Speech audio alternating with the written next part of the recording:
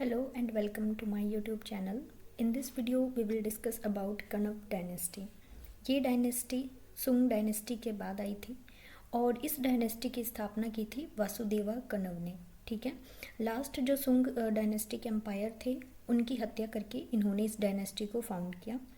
वासुदेवा कण्वा और इनके अलावा जो कण्वा डायनेस्टी के जितने भी रूलर्स थे वो सब ब्राह्मण्स थे। इन्होंने 45 ईयर्स तक इस पूरी डायनेस्टी ने रूल किया है। अब हम कुछ इंपॉर्टेंट रूलर्स देख लेते हैं कौन कौन से थे। सबसे पहले हैं कण्व फर्स्ट। इन्होंने फोकस किया कि कैसे पूरी पावर को कंसोलिडेट करके रखना है और स्टेबिलिटी को मेंटेन करके रखना है और बना के रखना है, और इन्होंने एग्रीकल्चर के अंदर भी बहुत सारे डेवलपमेंट किए थे। सेकंड रूलर हैं भुट्टावर्मन। इन्होंने पूरे जो किंगडम है उसकी बाउंड्रीज़ को इन्होंने एक्सपेंड किया और पब्लिक वर्क के अंदर इन्होंने इन्वेस्टमेंट किए।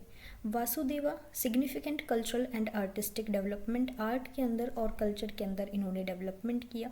Kanva second last significant ruler रहे। इसके बाद भी कुछ रूलर्स आते हैं, वो इतनी इम्पॉर्टेंट नहीं है।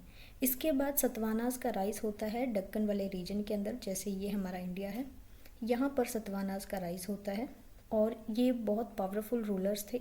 इन्होंने इस पूरी डायनेस्टी को ख़त्म कर दिया। कण्व डायनेस्टी ने आर्ट और कल्चर के अंदर बहुत सारा कंट्रीब्यूशन किया है और संस्कृत लिटरेचर का भी डेवलपमेंट किया था।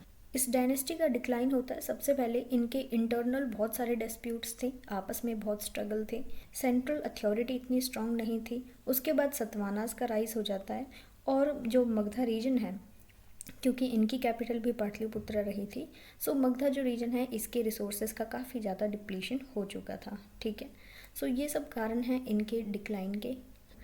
एग्ज़ाम पॉइंट ऑफ व्यू से ये वाली डायनेस्टी इतनी ज़्यादा इम्पॉर्टेंट नहीं है, इससे ज़्यादा क्वेश्चंस नहीं आते हैं। सो आप इस पे ज़्यादा फोकस करने की बजाय मौर्यन एम्पायर और मगध और इसके बाद महाजनपद वाला टॉपिक, ठीक है, इन सब के ऊपर फोकस करो और आगे जो गुप्ता एम्पायर पढ़ेंगे उसके ऊपर फिर सतवानास आएंगे, वो सारे टॉपिक्स इंपॉर्टेंट हैं। सो इस पे ज़्यादा टाइम वेस्ट करने की ज़रूरत नहीं है, इतने क्वेश्चंस आते भी नहीं हैं एंड ये टॉपिक इतना इंपॉर्टेंट भी नहीं है। अगर आप पहली बार विजिट कर रहे हो चैनल को, प्लीज़ सब्सक्राइब कर लेना। Thank you so much, have a good day.